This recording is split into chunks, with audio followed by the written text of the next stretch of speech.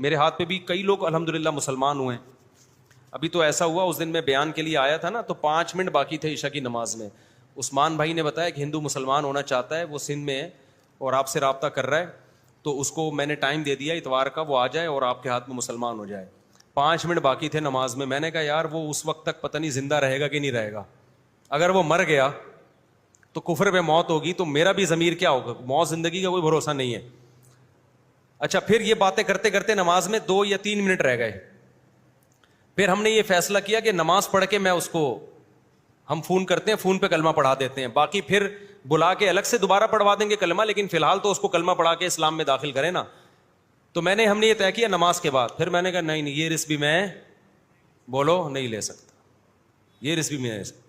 میں مر گیا تو حل ہے اس کے پاس, بہت سے دوسرے علماء ہیں. وہ مر گیا تو کیا ہو گیا, کیا ہوگا بھائی, اتنا بھی نہیں, کچھ پتہ نہیں ہے, سیکنڈوں میں مرتے ہیں لوگ.